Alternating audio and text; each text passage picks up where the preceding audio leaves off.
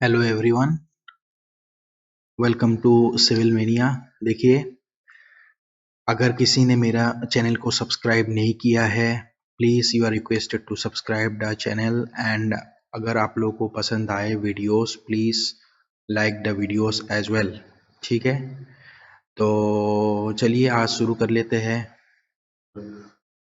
Hello everyone, आज मैं बताऊंगा आप लोगों को अबाउट क्लैपिरॉन्स थ्री मोमेंट इक्वेशन। ठीक है, स्ट्रक्चरल एनालिसिस में क्लैपिरॉन्स थ्री मोमेंट इक्वेशन की यूजेस क्या है, मतलब क्या क्या चीजें फाइंड आउट करने के लिए यूज किया जाता है, उसके बारे में मैं बताऊंगा आप लोगों को। ठीक है, तो स्टार्ट कर लेते हैं।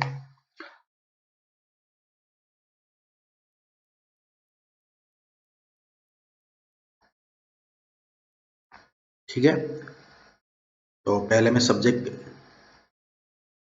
का नाम लिख दिया मैंने। ठीक है, इसके बाद मैं टॉपिक का नाम लिख रहा हूं। आज मैं आप लोगों को बताऊंगा अबाउट क्लैपिरॉन्स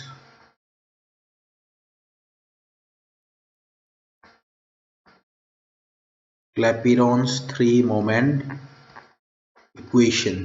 ठीक है, क्लैपिरॉन्स थ्री मोमेंट इक्वेशन के बारे में मैं आप लोगों को बताऊंगा आज। ठीक है, एक्चुअली ये जो थ्योरम है, या तो क्लैपिरॉन्स थ्री मोमेंट इक्वेशन कहते हैं, या तो कभी कभार इसको ओनली थ्री मोमेंट इक्वेशन कहते हैं। ठीक है, इसका यूजेस ये है कि ये यूज किया जाता है फॉर द कंटिन्यूअस बीम्स, जो कि इनडिटर्मिनेट स्ट्रक्चर्स होते हैं, जो कि हम लोग स्ट्रेंथ ऑफ मटेरियल के जो भी इक्विलिब्रियम इक्वेशन है, उस इक्विलिब्रियम इक्वेशन के यूज करके हम लोग फाइंड आउट नहीं कर सकते हैं जो भी मोमेंट बनेगा। मतलब जैसे हम लोग स्ट्रेंथ ऑफ मटेरियल में होते हैं कि कोई भी एक बीम दिया जाता है सिंगल स्पैन के, उसमें हम लोग रिएक्शंस फाइंड आउट कर लेते हैं bye the help of equilibrium equations. लेकिन वो कंडीशन नहीं हो पाएगी अगर मान लीजिए एक कंटिन्यूअस बीम होगा, क्योंकि वो इनडिटर्मिनेट स्ट्रक्चर्स होगा। तो उसको हम लोग एनालाइज करेंगे, या तो हम लोग यूज करते हैं स्लोप डिफ्लेक्शन इक्वेशंस, या तो हम लोग यूज करते हैं मोमेंट डिस्ट्रीब्यूशन इक्वेशन, या तो कैनिस मेथड। बहुत सारे ऐसे ऐसे मेथड्स होंगे जो कि हम लोग यूज करते हैं एनालाइज करने के लिए। लेकिन ये एक सिंपल आसान तरीका है जिसके थ्रू हम लोग स्पेशली खासकर जो यूज मतलब हमें यूज करना है स्पेशली फॉर ईएस एग्जाम। ठीक है, क्योंकि ईएस एग्जाम में बहुत ऐसे ऑब्जेक्टिव क्वेश्चंस में आपका कंटिन्यूअस बीम्स दिया रहता है, उसकी बेंडिंग मोमेंट के बारे में पूछते हैं कि find out the bending moment at B point या सी पॉइंट, जो भी है बीम में। तो इसको आसानी से इजीली करने के लिए मैं ये वाली मेथड यूज करूंगा। ठीक है, तो चलिए शुरू कर लेते हैं। पहले इसका जो फॉर्मूला है, फॉर्मूला के बारे में मैं लिख देता हूं कि ये जो फॉर्मूला होगा इसमें ये कंटिन्यूटी का साइन है। ठीक है, कंटिन्यूटी का साइन है, यहाँ पे भी मैं कंटिन्यूटी का साइन लिख रहा हूं। इसके बाद ये ए स्पैन, ए सपोर्ट हो गया, फिर ये बी हो गया, उसके बाद सी हो गया। और एक चीज आपको याद रखना है, इसमें जो होगा मिनिमम मिनिमम जो होगा मिनिमम एंड मैक्सिमम जो होगा टू स्पैन। ठीक है, मिनिमम एंड मैक्सिमम दोनों ही हमेशा टू स्पान होना होगा। टू स्पान से ज्यादा भी नहीं हो सकता, कम भी नहीं हो सकता, हमें टू स्पैन एज्यूम करना है। तो इसमें जैसे ये बीम है, इसमें मान लीजिए दे के रखा है uniformly distributed load of intensity W पर मीटर। और अगर मान लीजिए A टू B स्पैन है जिसका लेंथ L1 है, और B टू C स्पैन जो है इसका लेंथ L2 है, और दोनों के जो लोडिंग है उसकी इंटेंसिटी है W पर मीटर। ठीक है, तो इसका फॉर्मूला क्या बनेगा? इसका फॉर्मूला बनेगा moment at A point into L1 length plus the twice of moment at B into L1 plus L2 plus the moment at C point into L2। ठीक है, ए बी सी तीनों का moment आ गया, length आ गया, plus this one is equal to 6 times of A1 x1 bar by L1 plus 6 times of A2 x2 bar by L2। अब ये क्या चीज है, इसमें देखिए, इसमें M हो गया हम लोग की मोमेंट, L हो गया लेंथ ऑफ द स्पैन, उसके बाद A1 की क्या चीज है, x1 क्या चीज है, इसके बारे में आप लोगों को मैं अभी बता रहा हूं। पहले तो जो डायग्राम मैंने अभी बनाया था, ठीक है, इस डायग्राम को मैं फिर से दोबारा बना लेता हूं। A, B and C, this is the A span and this is the B span and this is the C span, ठीक है, A B C मैंने बना दिया। इसके बाद A B C जब मैंने बना दिया W पर मीटर, ठीक है, W पर मीटर, L1 L2, मुझे पहले बनानी होगी इसकी bending moment diagram. Bending moment diagram हमें पहले बनानी है। तो A और B दोनों स्पैन जो है, दोनों स्पैन को मुझे क्या करना होगा, सेपरेट करके इसकी बेंडिंग मोमेंट की वैल्यू फाइंड आउट करना है। जैसे A और B को मैंने सेपरेट कर दिया, सेपरेट करने के बाद इसके ऊपर यूडीएल है ऑफ W पर मीटर, लेंथ हो गया L1, तो फॉर्मूला के हिसाब से बेंडिंग मोमेंट मैक्सिमम क्या हो जाएगी, WL²/8, W into L1 square divided by, जो कि इसका सेंटर में होगा, तो ये हो गया A टू B, और जो वैल्यू होगा सेंटर में, इसकी वैल्यू है W into L1 square divided by 8। Similarly BC span जो है, इसके लिए भी बनेगा, इसके लिए भी पैराबोलिक ही बन रहा है, क्योंकि इंटेंसिटी सेम है, लोडिंग भी सेम है, इसमें भी W into L2 square divided by 8, ठीक है। तो ये हो गया बेंडिंग मोमेंट डायग्राम। अब बेंडिंग मोमेंट डायग्राम बनाने के बाद, अब अभी मैंने फॉर्मूला लिखा था, इसमें है A1 x1 bar by L1, सभी को क्लियर ही होगा। L1 का मतलब है length of the span, L2 length of the span. अब A1 का मतलब क्या हुआ है, A1 is equal to area of parabola, जो भी बेंडिंग मोमेंट डायग्राम बनेगा उसका एरिया होगा। जैसे यहाँ पे बेंडिंग मोमेंट डायग्राम पैराबोला बना है, तो एरिया ऑफ पैराबोला, अगर बेंडिंग मोमेंट डायग्राम रेक्टेंगुलर बनता तो एरिया ऑफ रेक्टेंगल होता। एरिया ऑफ पैराबोला कौन सा, फर्स्ट वाला, ठीक है, इसका फर्स्ट वाला जो पैराबोला है उसकी एरिया। अब उसके बाद नेक्स्ट क्या है, A2 is equal to area of parabola, कौन सा वाला है, सेकंड वाला, ठीक है, सेकंड पैराबोला का एरिया, जो कि इसका है, ठीक है, ये वाला जो फिगर है इसका। इसके बाद x1 का मतलब क्या है, x1 bar is the distance of centroid from the end point, ये हो गया x1 बार। उसके बाद x2 बार का मतलब है यहां से लेके x2 bar is the distance of centroid of figure number 2 from and point. यहां पे एंड कौन कौन सा है, एक तो एंड पॉइंट हो गया A पॉइंट और दूसरा एंड पॉइंट हो गया हम लोगों की C पॉइंट। तो एक तो मैं x1 फाइंड आउट करूंगा A1 पॉइंट से और x2 फाइंड आउट करूंगा C पॉइंट से। So x1 is equal to centroidal distance from centroidal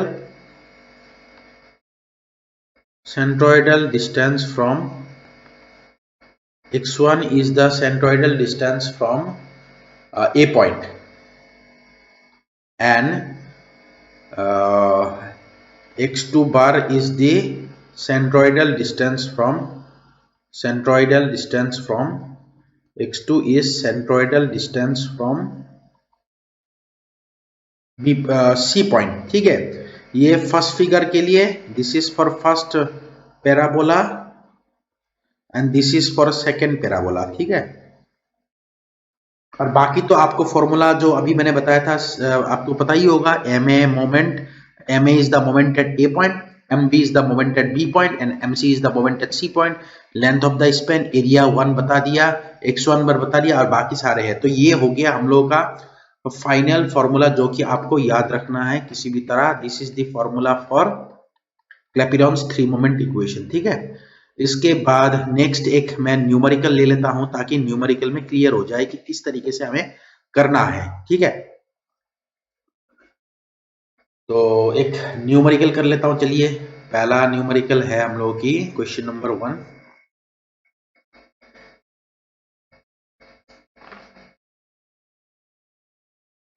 question ये होगा कि analyse the given beam and draw final bending moment diagram, ठीक है। एक बीम दे के रखा है, कौन सा बीम है, सिंपल है, ए पॉइंट,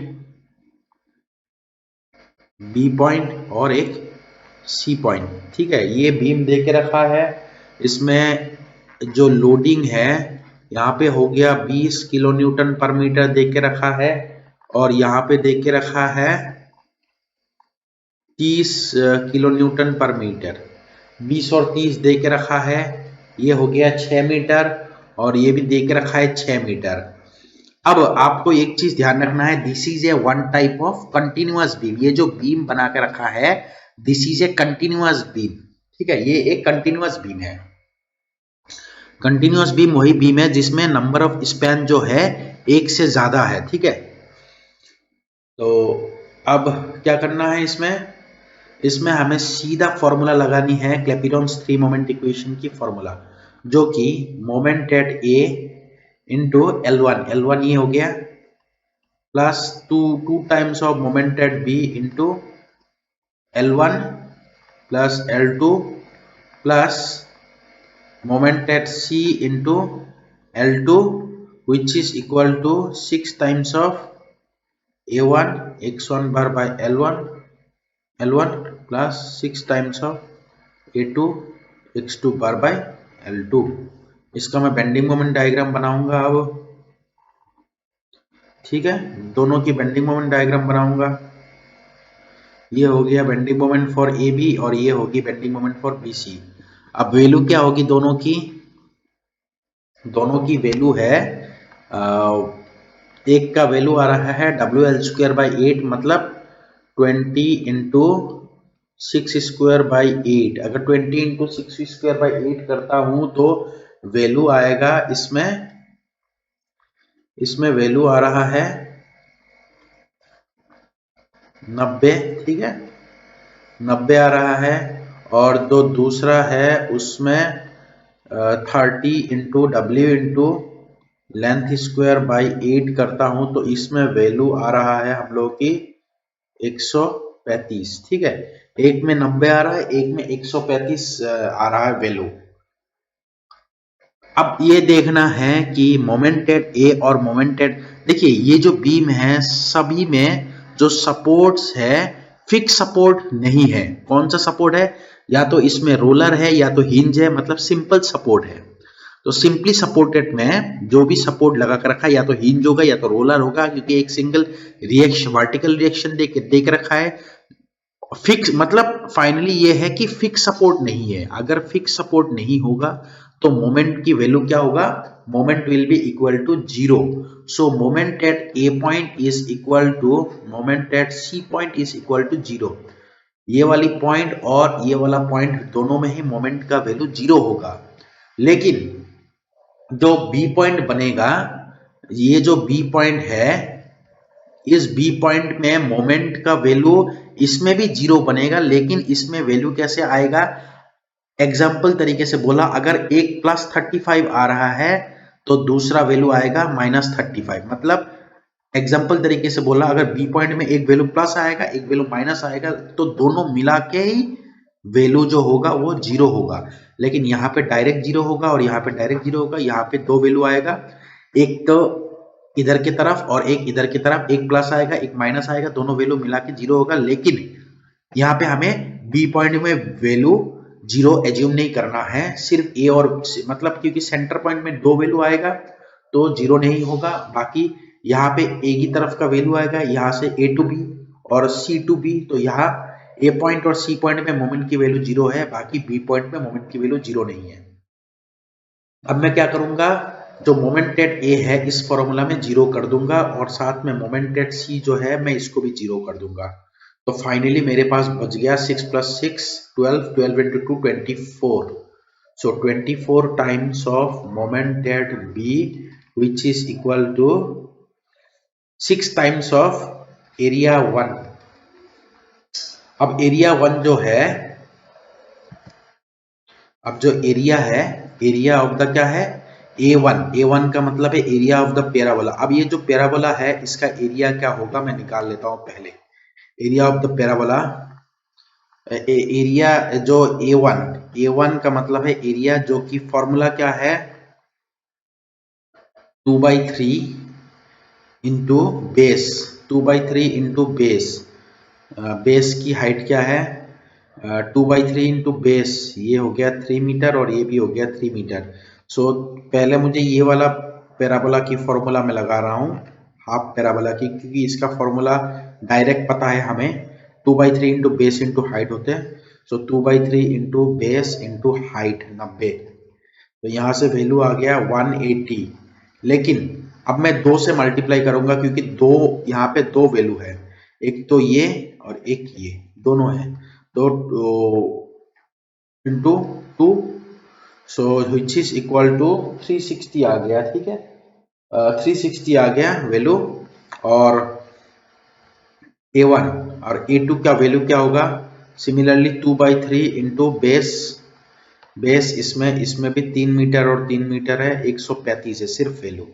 सो 3 मीटर इंटू 135 इंटू 2, तो यहां से वैल्यू आएगा 135 इंटू 4, तो यहां से वैल्यू आएगा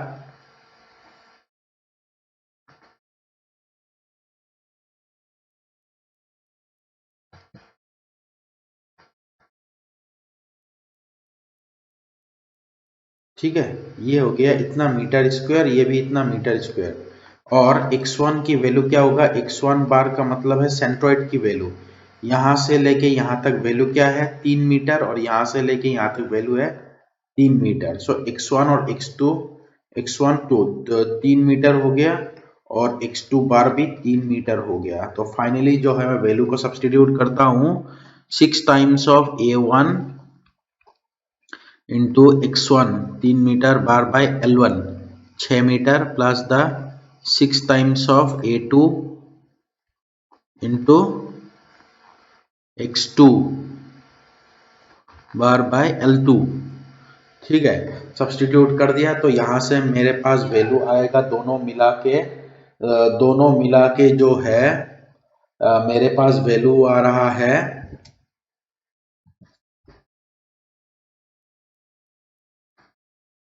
मोमेंटेड बी, जो कि आ रहा है मेरे पास 112.50 किलो न्यूटन मीटर।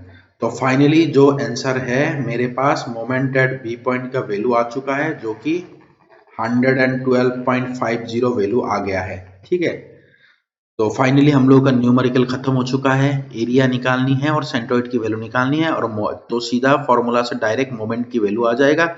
एक बार मोमेंट की वैल्यू आ गया, मैं बेंडिंग मोमेंट डायग्राम जो फाइनल बेंडिंग मोमेंट डायग्राम है वो आसानी से बना सकता हूँ। डेट इज पहले तो डायग्राम में हम लोगों का ऑलरेडी प्रेजेंट था, क्या प्रेजेंट था, दो पैराबोलिक फिगर्स, एक तो 90 वैल्यू, एक में 135 था। अब जो भी वैल्यू है इसमें वैल्यू क्या है ऑलरेडी, अब इसमें वैल्यू ये है कि देखिए सेंटर में कितना वैल्यू आ रहा है, सेंटर में आ रहा है 135। ठीक है, 135 आ रहा है, मतलब मान के चलिए मुझे यहाँ पे 135 वैल्यू यहाँ पे करने आई ज्वाइन, तो इसको मैं लेके आ जाता हूँ। तो 135 वैल्यू आ रहा है। ठीक है, इसके बाद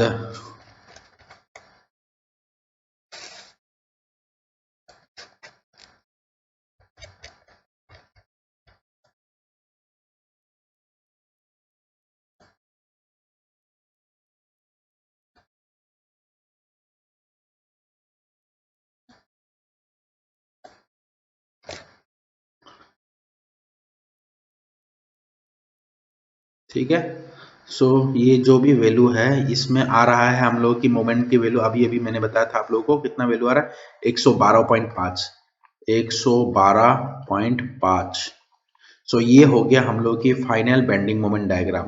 देखिए ये जो भी डायग्राम बना है bending moment at this is the B point, ये ए पॉइंट और सी पॉइंट, इसमें जीरो वैल्यू है, इसमें भी जीरो वैल्यू है, इसमें 112.5 है, इसमें 90 है और 135 है। ठीक है, 190 और 135 पहले ही फाइंड आउट कर लिया था। तो ये हो गया हम लोग की final bending moment due to the overlapping of two bending moment diagram. ठीक है, अब जो भी इस लाइन के ऊपर आ रहा है माइनस, नीचे आ रहा है तो प्लस होगी। ठीक है,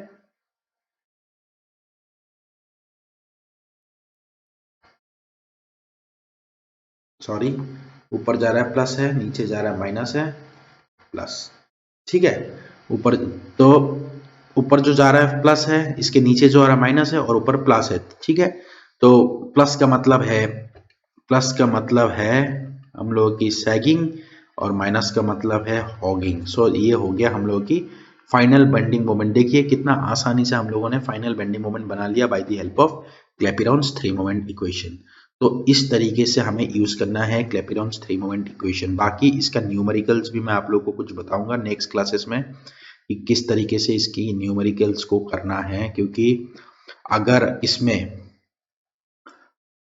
यही थ्योरम में अगर मान लीजिए आपका जो सपोर्ट्स है दोनों तरफ, जैसे अभी मैंने आप लोगों को करवाया है सिर्फ डबल स्पैन की, अगर मान लीजिए कंटिन्यूअस बीम हो उसमें 3 स्पैन दे के रखा है, 4 स्पैन दे के रखा है, तब कैसे करना है। और साथ में अगर मान लीजिए यहाँ पे मैंने दे के रखा हूँ सिंपल सपोर्ट मतलब रोलर या हिंज, अगर देख मान के चलिए फिक्स सपोर्ट होगा तब हम लोग कैसे करेंगे, या तो अगर ओवरहैंग हो बीम में ही तब हम लोग कैसे करेंगे। तो बहुत सारे न्यूमेरिकल्स बनेंगे इसके भी, तो बाकी मैं आपको फर्दर क्लासेस में आप लोगों को कराऊंगा। ठीक है, तो बस इतना ही था आज की वीडियो में। ठीक है, सो अगर किसी को पसंद मतलब अगर किसी ने सब्सक्राइब नहीं किया हो तो please subscribe the channel and पसंद आया हो तो प्लीज लाइक द वीडियो। ठीक है, and thanks for watching the video. Okay, bye bye.